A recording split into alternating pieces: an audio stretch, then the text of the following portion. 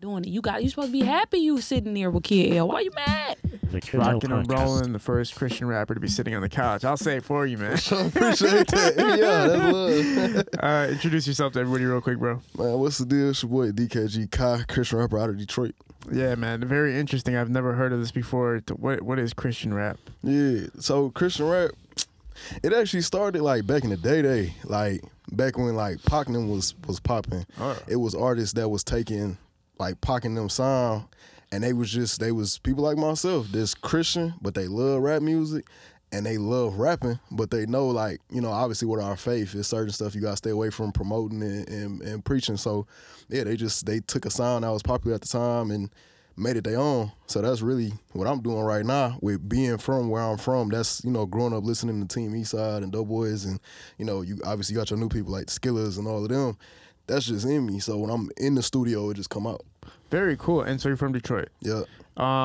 You're listening to these cats, like you said, they have more leniency on what they're allowed to rap about. So do you have restrictions now? Like, how many restrictions? What restrictions do you have as far as your lyricism? Yeah, absolutely. I mean, shoot, it's a lot. Like I said, it's just, I'm the type of person, what I'm preaching right now is my whole goal with doing music is, because I'm a Christian, I'm pushing God. Like that's my biggest thing. And two, positivity. So like my whole thing is demon killer. That's my merch, that's all of that. And a lot of people don't understand it, but for me, what that stand for, it low key don't matter what religion you is. Everybody deal with demons. You feel me? If you waking up, you drinking and can't stop. You waking up, you a habitual liar. You can't stop. That's a demon that you fighting. So for me, like, that's my main thing that I'm pushing, is overcoming these things and going through God to do it. You know what I'm saying? Right. So demon killing, and this is kind of what you've been putting on the shirts and on the brands, and how people have been responding to that. At first, they hated it. Like, the churches hated it. Damn. Yeah, because it was more so like, they was looking at it from a standpoint of like being religious. Ain't nobody did it.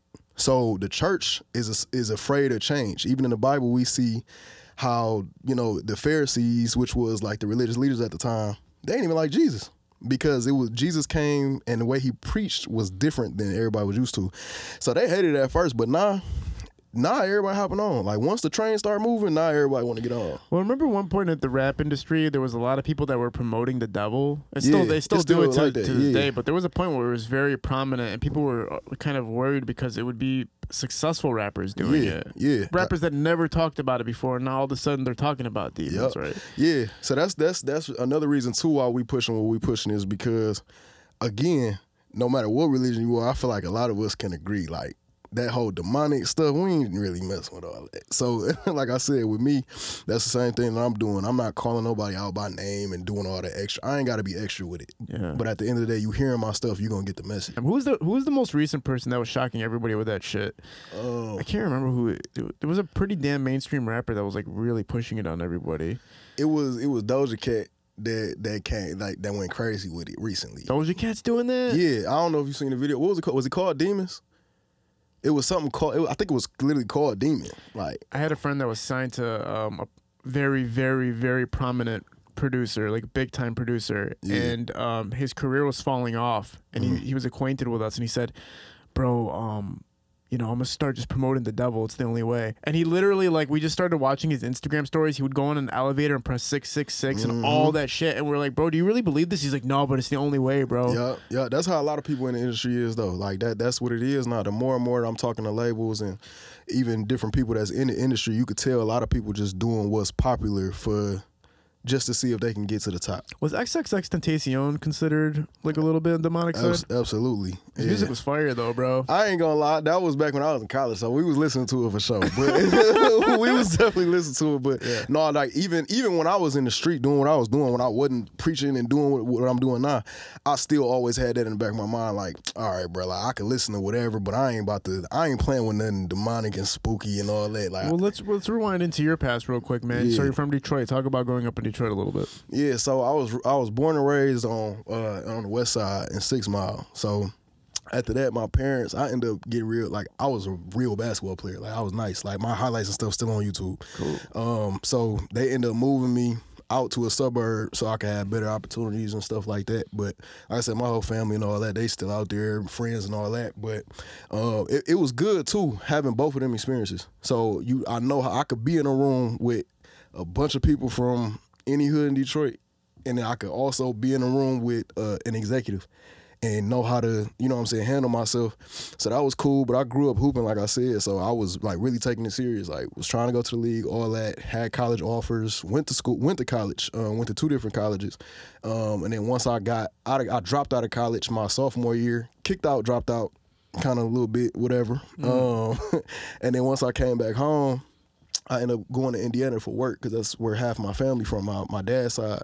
And I was out there one day. My cousin hit me up like, bro, let's go to the club. And something in me just kept telling me like, not tonight, like something wrong. And I told him like, bro, I don't think we should go. He ain't listen.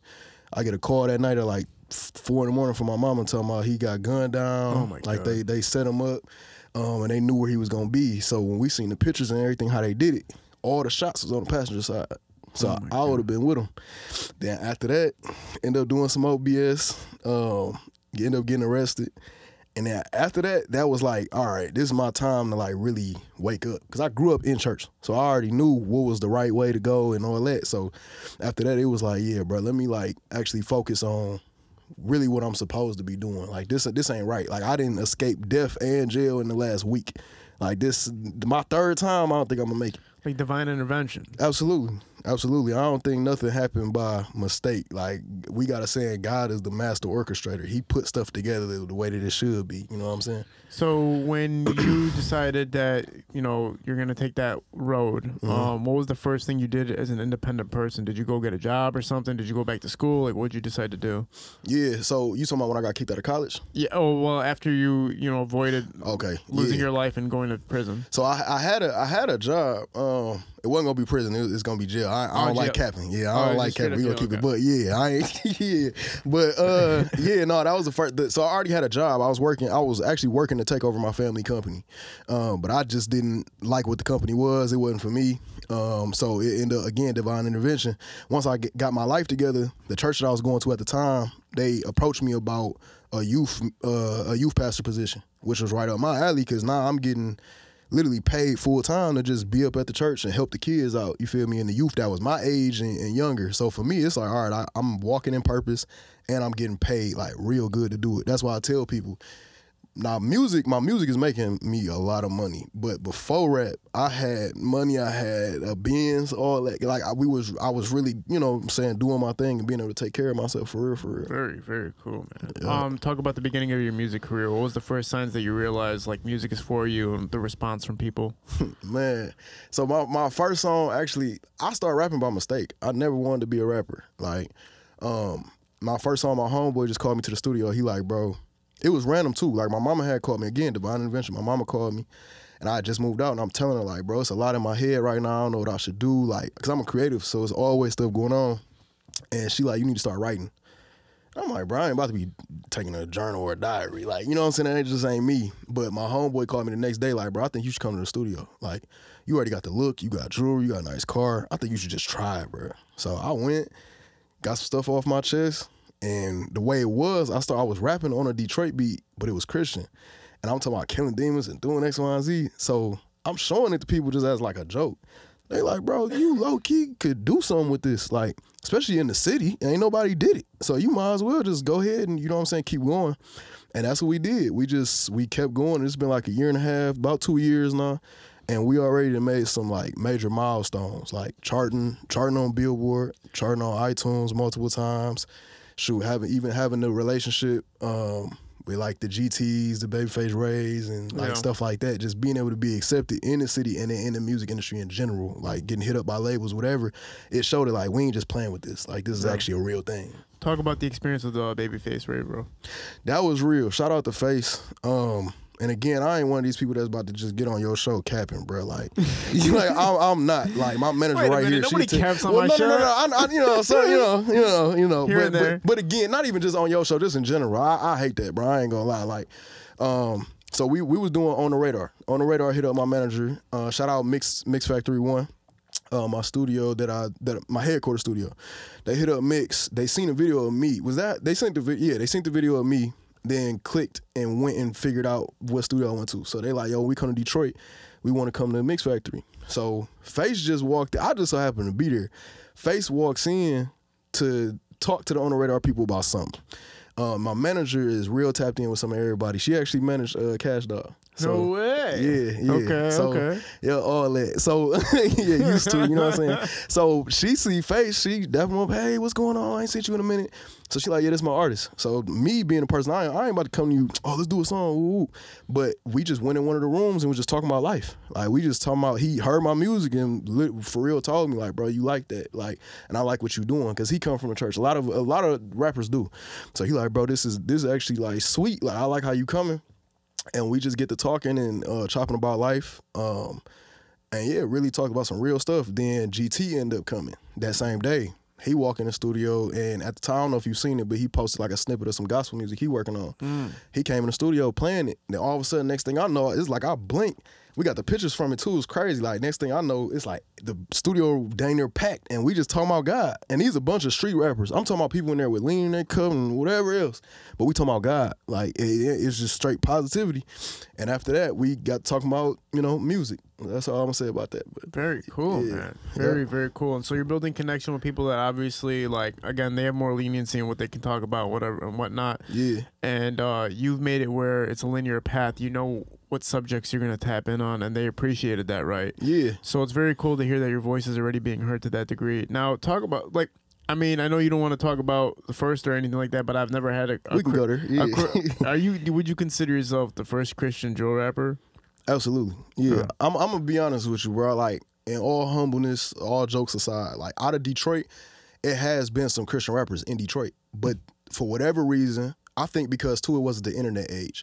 And sometimes it just ain't the time. Like, you look at even like, and I love, like I said, shout out to Band Gang and all of them that came when I was in high school. But you look at now how Detroit music just done skyrocketed. It's like Band Gang kind of missed it by like they missed the internet era almost. You feel me? Where if they would have had TikTok back when Band Gang was dropping, they would have been out of here. But it's the same thing with the Detroit Christian rappers that was out at the time as well. It's like now with the internet, it's some of everybody actually getting heard.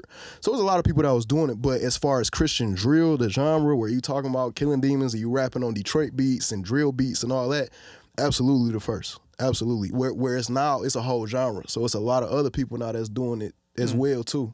Well, can you explain what Christian drill rap is? Absolutely. So it's the same. It's a subgenre of Christian rap. So you still talking about God, you pushing peace and all of that, but it's with a more aggressive style. Because Christian rap, the ones that blew up, the people that people normally think about as like Lecrae, people like that, they had more of a, I can't even think of the sound, but it wasn't real aggressive. It didn't remind you of the street.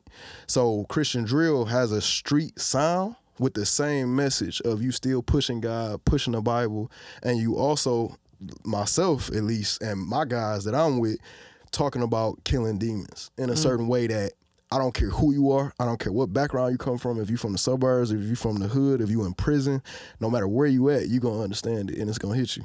Wow, man. Very, very, very interesting. Now, talk about the fan base that you have accumulated. Where is your main demographic at? Is it Michigan-based, or are you really spread across the country? No, that's the crazy thing with Detroit. And I know you. I don't know if you didn't seen this either, but like with Detroit, they don't really want to hop on until you get there. Yeah. You know what I'm saying? So now my Detroit fan base is going crazy. I'm starting to notice like all the followers that's coming through, a lot of people from the city and all that. The producer Energy Beats just followed me today. Actually, I don't even think I told you. Cool. Yeah, he just hit me. So and then like I said, the relationships I'm building now. When I first blew up, it was like Atlanta, Florida, and I think it was one more, but Atlanta and Florida was the main ones that was really like pushing with it to the point where anytime I went to Atlanta, it was constantly business to be done. As soon as I touched down, all the art, because most of the Christian artists that do have a name, they out in Atlanta. Yeah. So it's like a hub out there. What songs do you think really picked up that went outside of the state, like the Christian drill, the first Christian drill? So it's a part 2 as well. I'm thinking about doing a third one too. I ain't gonna lie, but the first one like took off. Like that's the one that Drewski had posted. Okay. So once I had made that in my guest room in my house one day and didn't even think nothing of it. Put it out on TikTok, went stupid. Then a girl, this random white girl, this is my dog to this day too. She like my little sister now. She live in Alabama. She took the song, didn't even know her at the time, put it on TikTok. Her video went stupid, like 2 million views. Drewski took it, put it on his page, and in the comments, I'm thinking everybody about to be on my head. Like, oh, this corny. Everybody in the comments like, bro, if this church music, like, I'm going to church on Sunday. So it went from that to then Twitter. So after that, my fan base just started going. I'm getting hit up by some of everybody. Like, so, yep, that was the song that did it, though, for sure. Yeah, man. So LA, Atlanta, they're tapping in with you. Do you get to perform shows out there? Was it able to get to that point? Yeah, so in Christian music, I was just telling my manager this too. It's a little funny because with shows in Christian music, at least the way that I'm doing it, with the churches and stuff, they don't really start doing like shows and stuff for rappers to come in until like the summertime or a little bit before, a little bit after, because that's when people out of school and all of that. But with secular rap, like with just rap in general, you know, they doing club appearances and stuff. So the clubs is open every day dang near. So you going to always be booked. So what I'm doing, it's a little different. So actually what we working on now that I'm actually at that status where I can, the bigger artists in this space, they just throw their own shows or have tours. So are churches appreciative of the sound now? They get in there. So it depends on the church that you go to, because there's a lot of churches. Did y'all see the church that just went viral for doing the swag surf? So yeah, look that up in y'all free time, bro. It was crazy. But so you got churches like that that's open to it. Like they love it because they whole goal is to get the youth. Because people don't understand. If you don't attract let me say this the right way. If you don't market yourself to where the youth want to be a part of it, you gonna die off. Because eventually you gonna get older and you ain't gonna be able to do it no more. So you gotta have somebody that come up next. You know what I'm saying? So yeah, you got some churches that's real old time religion and you know, the demon killer, this sound too much like the streets and he look like a criminal, he got tattoos and like I see them comments all the time. Like hate comments is through the roof sometimes, you feel me? But like I said, it's a mixture. Yeah, it's interesting. But the cool thing is you can never stop being booked, like you said. Like in the summertime, if the churches are always booking you and then the clubs are always booking you, it's like you're always performing somewhere. And regular rappers will never get booked at a church. No, facts. It's a super rarity. Facts, yeah, that's the thing. We got to be, like I said, with me, I don't really, you know what I'm saying, I be careful even with clubs and stuff like that. I know some people may do their thing in the clubs and all that as far as Christian rap, but I know, like I said, in our community, it's just you got to watch your brand. Like even if you know why you going to do something, you still gotta watch that brand, because especially somebody like me, I feel like I'm dang near in this space the most hated, if not one of the most. So they just waiting on an example to like, they just waiting on me to do something just because. Because most Christian rappers, like I could even off camera, I could just show you real fast. Most Christian rappers don't look or sound like me. They have a very cookie cutter, cut and dry, very clean image, very like something that don't scare away youth groups and churches. With me, I took a whole nother route. Yeah, man. Talk about the audience now. When you're performing at the churches, people are literally coming there to see you. Yeah. But then are they actually becoming supporters of the church after that? Like, are you seeing people convert basically? Yeah. So it just depends. So how it go is this: most churches, if they book me, they already got a congregation. Yeah. So a lot of times the church ain't booking me to promote the church. You know what I'm saying? Oh. So let's say our church is Kidell Ministries, you know what I'm saying? Let's say that's the name of the church, and you decide to book me, you the pastor. You not booking me to promote. Y'all come to Kidell Ministries and stay here as members. You really doing this for the people that's already there. Wow. And then the reason why we get booked is because we can bring a crowd. Man. So when they booked me in Milwaukee, they knew I was gonna bring my Milwaukee fan base on top of the people that was already gonna show up. So it ain't really to promote the church for real. It's just to really do something. It's really community based for real. How were you were you able to figure out the brand and business end of things? How were you able to navigate through that end of being an artist? For sure. When I first started, I didn't know nothing, because like I said, I come from a athletic background. I loved music, always loved music, all type of music, but I never knew the business. So when I got into it, like I said, I did it for fun. But once I started seeing, I'm getting paid for this. Oh, they want features. Oh, they want me to perform. Oh, I got a brand. Shout out to Zanti. He another Christian rapper as well. He the first big mainstream Christian rapper that pulled me to the side like, bro, I want to kind of talk to you about this stuff. And he helped me with branding. I got to be honest, no matter whatever happens is with me and bro, if we ever do another song together a day in my life, I will always give him that credit that he really did show me like, okay, you can brand yourself like this. Okay, people want to pay you. This is how you set your rates. And then now my manager, shout out to Velvet, she done been in the game for so long, managing some of everybody, running a studio, doing contracts, going to labels. So now she really showing me the ins and outs of, okay, this is the type of deal they want to offer you. This is good. This is a good percentage to take. This is a bad one to take. And then two, investing in myself. I study this. This is all I'm a full-time artist, so this is all I do is figure out, okay, this gonna work for marketing, this gonna work for this video, let's change the color of this light because this attracts this. Like, I'm talking about down to a science. Oh, wow. Yeah, so. Yep. Even to the end of trademarking and stuff, right? All that, yeah. She had to get on my top about that because I was so busy I was so excited to be a blowing up rapper that I was just like, all right, bet, let me focus on the videos and the music. And that's when she came with the business of like, no, you're a brand. You know how many people are begging you in your comments and DMs for merch? Let's get the merch going. Let's get the trademarks going. People, I got a term, and it's funny, but I coined the term Bible Blickey. So I didn't think nothing of it when I first did it, but then I started seeing other people take it. And she saw that and was like, yeah, we trademarking that. You getting paid every time somebody we getting merch for that, everything. So yeah, That's shout so out. Cool. Yeah, shout out. So people really like that, and then they just people are actually stealing it from you at first, but then you guys trademarked it and were able to get all the profits from it. Yep. Very, very, very cool. Yep. What projects do you have out right now? So right now, what we pushing, we actually just dropped on December 22nd. The Way Out Deluxe. Well, it's called the bonus pack, but it's a deluxe from the album I dropped on my birthday, September 29th, The Way Out. And this rollout for the deluxe was crazy. Jack Funny actually did a skit with me to promote it. Yeah. That ended up dropping Detroit Rap News, Detroit Rap Daily, Say Cheese. Some of everybody was posting about it, so that one did really good. Then the single, well, not the single, but one of the songs off the album actually went number 9 on iTunes, something like that. Went top 10 on iTunes. So. Insane, man. Yeah. Insane. Is that number 9 on which category did they have it under? Christian and gospel. Very, very cool. Yeah. So we actually about to switch too. We actually about to start putting it on hip hop, like, because at first I did it on purpose. I'm like, bro, I'm gonna just put it under Christian and gospel so people can get a clear cut understanding this what this is. But I ain't gonna lie, now that we have a fan base that's growing as rapid as it is and all that, we about to start categorizing it under hip hop and rap to get it on them charts as well. Maybe it's time to believe, right? No, like, facts. Hip hop is gonna accept it the way it's supposed to be. Right? Yeah, and they have been. I'm not gonna lie, bro. You'd be surprised, like the reception that we get from it. Most of my fans and most of the people that support aren't in the church. Like, it's regular street dudes or people. I got comments out the wazoo talking about, like, bro, I ain't even a Christian. I don't even believe in God, but this hard. Like, well, yeah. I mean, I've seen Christian rappers before, and it's exactly what you said. They're like cookie cutter, like almost like, bro, you're not even really a rapper. You're just a dude who's rapping words together type shit. So it's much needed that somebody's actually who's very talented and skilled, and like you have the image and everything going for you. Mm-hmm. Pushing the music, you're gonna be like the person that really stamps it and makes it acceptable. You know what I mean? Yeah. That's an important factor. Which is interesting too. Another thing is, this is the third. We did 3 interviews today. Jack Funny's been brought up in every single one of these. For real, he's blowing up now. Yeah, he's going crazy. Yeah, bro, going dumb. Shout out Jack, man. How'd the collaboration come together?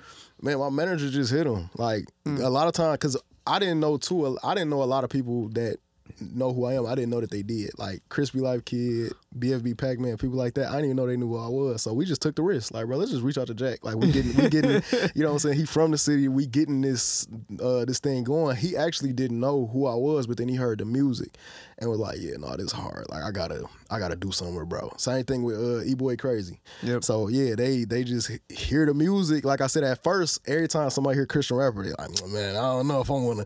Then they hear it and they like, no, okay, yeah, you like that. Let me you're skilled as hell, man. I got a chance that. to listen to your music, and it was like, I'm like, no, there's a difference between, like we said, the guys that are literally just rapping words together and this. This is like really, this is basically like how a rapper would rap, but without the gang shit, basically. Exactly. Which is really fucking cool. But you created your own like enemy, which most people have like Opps, but your Opps are the demons. That's it. No cap. Pretty clever, man. Yeah. Now, have you stepped into any other aspects of entertainment? Are you only focusing on music right now, or are you planning to take other like roads? No, we definitely planning to take other roads. Like we working on a movie script right now. Really? Yeah, I can't say too much about it, but we definitely working on some stuff. We're getting some concepts done because I do want to get into acting for real. Shoot, whatever come our way for real. Because even with the situation with I can't say that because it's probably ain't gonna be out yet. But yeah, we doing some stuff. We trying to get some partnerships and stuff like that in. But yeah, I want to get into acting. fashion designing, some of everything. Cause like I said, I'm a creative. Like really one day when I sit back and I built what I built musically, I want to be able to sit back and be a full-time video director. Oh, wow. Cause that's where I come from. Like when I was doing in college, I was making money doing that as well. Was video directing, building websites, stuff like that. I had my own production company while I was youth pastor. So that's really what I want to be able to sit back and like that can feed my kids with the music as well. You know what I'm saying? When you grew up the whole time Christian? Yep. So there was never a moment of like falling off from that? Absolutely. Yeah. I'm glad you asked about it. Yeah. So would you about to say something? Well, you did fall off. Yeah, absolutely. Okay. Bad too. Like bad. That's why, and I'm glad you asked that because a lot of people feel like Christians just, I don't like the Christians that act like they just perfect all the time. They ain't ever did nothing wrong. Like, so for me, without even getting just too far into everything I was on, but I grew up in church my whole life. So even with being from Detroit, growing up in church, your parents have the opportunity to shelter you. I'm going from basketball practice to church, basketball practice, church, and then when I get a phone, I'm seeing all the stuff that's happening, and you feel me. And then I'm going to school, hearing about, oh, we at this party, we woo. So by the time I got to high school, I'm sneaking off doing, you know what I'm saying, whatever little BS, and then by the time I get to college, I'm out the house completely, and I'm talking about I'm a drive, like a long drive away from home. So I'm like, bro, I'm about to just get off into whatever. So yeah, I started selling drugs, selling weed, fighting a lot more. Shoot, having sex, just doing some of everything. I'm talking about doing some of everything that you can imagine. But and I had like probably about a 4-year run doing that for real, just falling off completely with God. And yeah, I had that moment that brought me back. But I definitely fell off though. And do you feel like that lifestyle? Would you ever go back to it, or do you feel like that? How do you feel about that lifestyle? That 4 years of just living recklessly, like. I'm gonna be honest, like to each his own, you feel me? I get everybody different, but for me personally, the reason I came to God wasn't because I was raised in church. The reason I came to God wasn't because my parents was making me do it. The reason I came back to God was because in that lifestyle, wasn't no peace, bro. Yeah. Like it just wasn't. Like, you know what I'm saying? There's no peace in it, man. Yeah, it's you doing some of everything. You feel me? You watching over your shoulder if you selling weed because you're not trying to get picked up by 12, and then on top of that, you gotta worry about somebody stealing from you. I remember like when there was a high point of the Kid L experience where I was like semi-famous in Detroit, and I remember, bro, I was literally hooking up with so many women. It was like insane. Like I had a schedule, bro. Like 6 o'clock, Chanel, 8 o'clock, Rebecca, 10 o'clock, and like all in one day. And this is no exaggeration. Roster, no cat. And I was just like running through. And then I remember we were like being drunk every day and waking up like, this is fucking hilarious. I just banged a bunch of girls. I'm drunk, blah blah. And then I got a girlfriend, and it all ended, right? Yeah. And then I would like think about those times, like, man, those were the best days of my life, man. I can't believe I gave that all up. But then I look at my phone and I look at pictures of myself. Yep. I'm like, bro, I was miserable. Yeah. Like, I could see it in my eyes. Like, bro, yeah, you were having fun doing that, but you were miserable. Yeah. And now I don't want to go back to that shit. No, facts. That's why, me personally, that's why I started smoking weed and drinking too, and even messing around with women and stuff like that. Because, like I said, it was, again, I don't know what it is about the eyes, but you can always see it in your eyes. You feel me? So when I was drinking heavily, I thought I was having fun. Like, it felt fun in the moment, but then when I stopped drinking, when I killed that demon, when I stopped drinking, when I stopped smoking weed, I started to realize, like, dang, bro, I'm getting a lot more done. Like, my head a lot more clear. I feel better. I'm healthier. You know what I'm saying? And then again, like I said, when I came to God, it was more so I need peace and direction. You feel me? And like I said, if anybody out there that just feel like they need peace and direction, bro, just be open. Shoot, try it. Like, you trying everything else? That's what I never understood. With everybody talking about how bad Christianity is and everything else, you done try every drug in the world. Try God, bro. Like, for real, just try. Like, you know what I'm saying? Yeah. That's how it was for me. Let me just try this and see if it worked.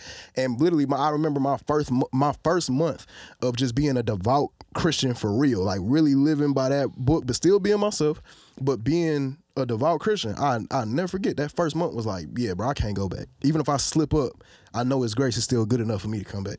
Yeah, for sure. Yeah. But internally, like, you know the karma that it adds up to. Yep. Because once you get out of that, like, run that you do, that 4-year run, bro, people don't realize you have to recover from that 4-year run. And that's a long-ass time of recovery. It's like, man, what the fuck?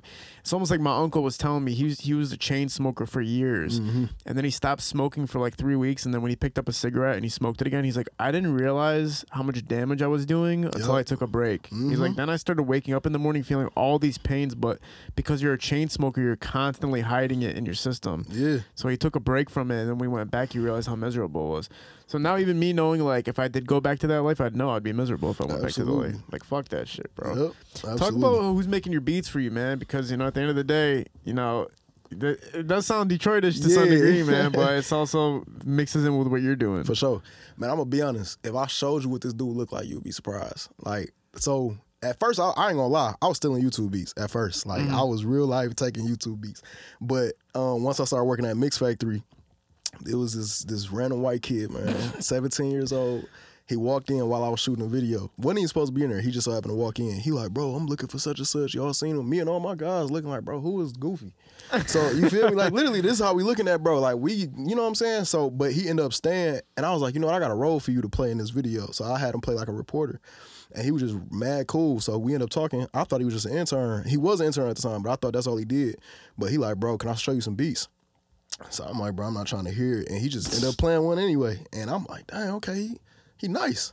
Then we started working. He learned how to engineer. And then from there, that's my twin, bro. White and all. Like, that's my little brother. So yeah, he making everything for me right now. Jake Tompkins. Tompkins. Say not to judge, man. Look, a book by its cover, I made the son. mistake. God I damn. made the mistake. But no, shout out Jake Tompkins, man. That boy like that. Like, bro, there's so many white producers right now. It's crazy. Yeah, you got like for Danny real, G, it is. Primo, Jake Sands. yup. You got Mike, Get Fresh. Yep. It's like there's a lot of these cats that are just cooking it up. Phil, like they're cooking it up. They can't, bro. They're creating some of the hardest beats of all time right now as we speak, bro. No cat. What do you think? In 2 years, where do you think you're gonna be at as far as your career and as far as how big your audience is gonna grow?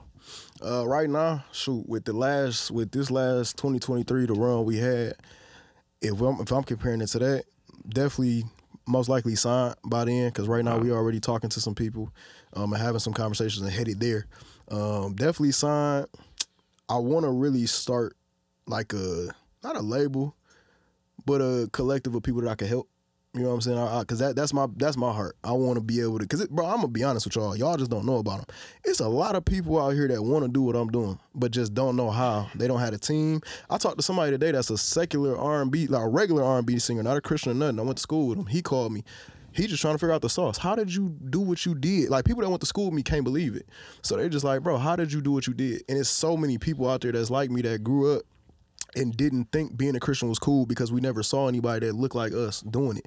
So if I could just be that light and just continue to help people and save souls and push people towards God, you know what I'm saying? That's where I want to be at in 2 years, like I said, and being able to really take care of my family with this. And we yeah, it's almost there. Matter of signing, right? Yeah, no cat. Who do you see that you can look at as far as the Christian rap game and say, like, okay, this is in comparison to what I'm doing at this level? Because we talked about the cookie cutter guys, but is there anybody you look at that is doing it the right way? Not in my lane. Damn. Yeah. No. I don't even mean it like that. Like, it's people that's doing it right, but for them. You know what I'm saying? Like, because it's, bro, like, it's so many. This is the thing what I be trying to get people to understand. With Christian music, it's just like the secular rap music.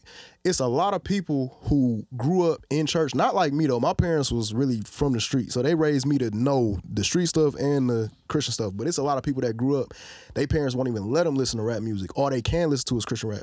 So when they look at us, we are they little babies, they little dirks. Like, that's why they be at the concerts going dumb. I done got people that, bro, there's so many people that's done tattooed my logo on their body. Like, that blew my mind. But I say that to say this, like, it's a different crowd. So, like, you got people like Lecrae. He the biggest ever. He like the Jay-Z of Christian rap. Like, he like that.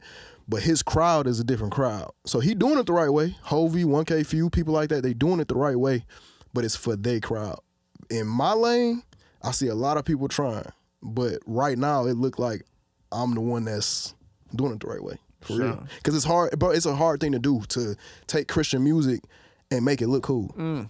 And get it to the street people. Like I said, they're doing it great because they getting it to the church. I ain't trying to just get it to the church. I'm trying to get it everywhere. And it's really hard to do that. So. Oh yeah, for sure, man. Talk about your own personal life, man. How do you keep yourself balanced within? Man, just having obviously, like I said, a good relationship with God, just praying. People think prayer got to be 30 minutes, an hour, It don't even matter, bro. Like, I woke up today and just talk to him. I'll talk to God like he one of the homeboys. Like, I need help with this. Like, you know what I'm saying? Like, I'm dealing with such and such and such and such. I need help. And if you don't help me, it ain't gonna get done because I can't do it myself. So talking to God, my parents is definitely a big part in that as well. Like, my parents is like my best friends for real. Like, they don't parent me like, you need to do it and da-da-da-da. Like, they really like my homies for real. We have real conversations, so they keep me grounded. Shoot, even my homeboys, like somebody like Dre B's, y'all see him with me a lot too. He's somebody that keep me grounded. Like, even though I'm blowing up and like I said, I'm going to different states, people noticing me, my Uber driver, oh bro, you DKG, all that can blow your head up. But I come back here, they like, bro, you just Kai. You real life just Kai. You big headed Kai from round away. So keeping it grounded, man, for real. And just like I said, my girl, people that's around me, just keeping me knowing like, yo, this is good, but never lose track of why you doing what you're doing. Yeah. So, yep. So you maintain a relationship in this too as well. Yeah. Keeping your relationships hard to do in the music industry. Obviously, there's a lot going on. Does your girl trust you, man? You trust that this guy's not gonna be out here fucking? Yeah. No, that's how it was at first. Like she didn't want a rapper.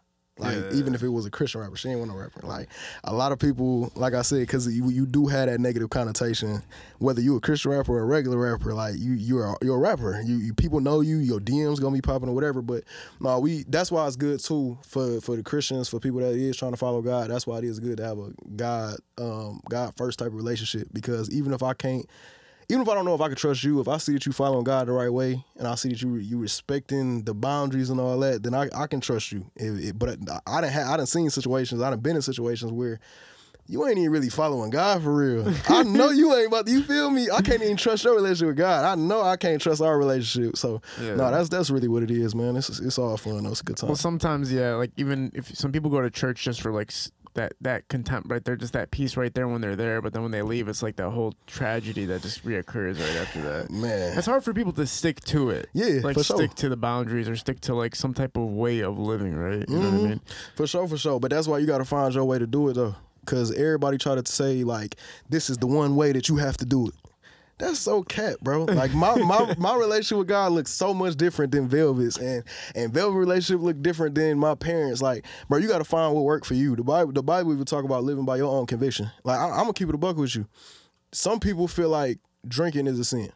Some people feel like drinking is not a sin. Getting drunk, the Bible says, is a sin. But some people feel like just taking a sip of wine is a sin. And some Christians don't believe that. So, okay, cool. You live by your own conviction. If you feel like God is telling you, you better not ever drink another day in your life, then don't do it. But guess what? Don't judge dog over here because he, you know what I'm saying, doing whatever. Like, I know people personally, bro, who cussing and drinking and X, Y, and Z, but they still feel like they have a relationship with God. Who am I to judge them? Like, yeah, some stuff you can do better, but guess what? I can too. Like, the church, my bad to cut you off, but I got to get this part out. Go ahead. The church got a bad job at this. A person can walk in a church and be a drunk, right? And they get judged by the church.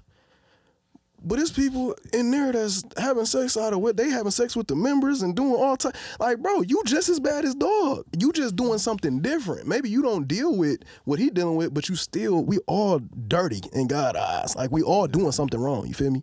Yeah. So, yeah. Damn, people having sex with other church members, that's crazy. It's a lot that go on, bro. It's a lot that go on. It's something, I ain't gonna lie though, it's some really, really good churches. It's some really, really integral churches, but you got some bad ones too. And that's why I tell people, just because you done been to one bad church or talked to one bad pastor, you can't judge every pastor off that. Man, I remember this pastor that I used to shoot videos for. He was balling out, man. Like, he used to charge like $350 tithes per month, and then like he used to pull up in this crazy truck, man. I don't know what kind of truck this was. They had like 80-inch rims, bro, all platinum, diamonds, like balled out. Like, and he used to come out. I'm like, man, like, bro, you are charging people just to ball out. Like, that's crazy. I don't believe in that. Like, I feel like when it come to, we call it tithes and offering. Like, I feel like when it comes to stuff like that, it's you give as you have. Like, I feel like you should never get up and tell somebody you got to give the church such and such. That's a bill, bro. Like, you feel me? Like, I don't like stuff like that. Like, if I ever had the, God forbid, because I don't want a church. Like, I know what it come with. But if I ever had a church, it wouldn't be nothing like that. God be my help. It'd just be, bro, if you want to give, then give. If you don't, then don't. What's the hardest part about if you are in the Christian faith, but you're also, you get to see how your friends are living and everything, what's the hardest things to sacrifice? Man, it was a couple though. Back when I first got saved and came to God, it was partying. It was partying for sure because, like I said, I had the stigma of, oh, I can't have fun if I'm a Christian, and we thought drinking was fun, and it was at the time. I ain't about to sit here and cap. It was what we was doing. We thought was fun. We was young and dumb, but you just have to figure out, like I said, it's so much cool stuff, bro, that you could do without having to sacrifice your beliefs. Like, prime example, shout out to JD Rivers in Atlanta. He opened the first Christian nightclub. Literally, bro. Exactly what it. No, listen, bro. I'm telling you, I'm gonna send it to your DM and I'm gonna show you the videos. So he opened it up, and on the opening night, he had me and another artist, Alex Jean, that's been going crazy. He had both of us perform, bro. He packed out a club, like I'm talking about, like, no alcohol. It was straight Christian rap. Bro, that was the first time I crowd surfed. Yeah. It was that lit. Like, so it's different stuff that you can do. And I seen some other ones trying to pop up around too, and like in Florida and LA. But it's stuff that you can do, bro. But yeah, drinking and stuff was kind of hard. But once you find out substitutions for certain things, like for me, fun looks like, and I'm 25, I'm getting older. So for me, I'm slowing down anyway. So for me, fun looked like going to the studio. I'll be in the studio every day. So that's fun for me. I tell Velvet, yo, is it a session? Cool. I get Jake, bring my homeboys. We just rock out, do what we do. Man, first of all, 25 is young as hell. Bro, I be feeling what old. The hell you're talking about? I be feeling old. I ain't gonna lie. Yo, I wish I could. I mean, I'm not far away from 25, but damn, every year above that, it feels like you're about to die tomorrow. Yeah. Anyway, is there any projects you are planning to release soon? Man, yeah, we not really project, but on Valentine's Day we got a 2-pack dropping. I say two songs. I can release that, right? I can say that. I can talk about that. All right. Yeah, so we got 2 songs dropping on Valentine's Day. It was gonna be a whole project, but the situation that I'm about to get in with a company, we done talked and had some discussions, and we gonna go a different direction for the rest of the year. So drop a little 2-pack, drop probably 1 or 2 videos with it, and then from there, we got a new sound we working on. I ain't named it yet, but I ain't even gonna talk about it because I know somebody out there steal it. But we got a new sound we working on, and that's what we pushing all year. So very, very, very cool. This has been the most interesting talk about in the rap game because it's the most different one. I've never heard anybody talk about anything like this before. It's really cool. Yeah, really excited to see what you do, man. Appreciate it. I think that it's needed. At the end of the day, man, we're hearing so much of this negative stuff. I've been preaching we need something to just change our ears for a minute, bro. Something to refresh everybody because there's just too much negative shit going on. Yeah. So it's cool to hear your perspective on it, man. Appreciate you being a part of this, man. We're a Parallel Sound Studio, High Low Visuals, shooting these productions. We're out. Peace.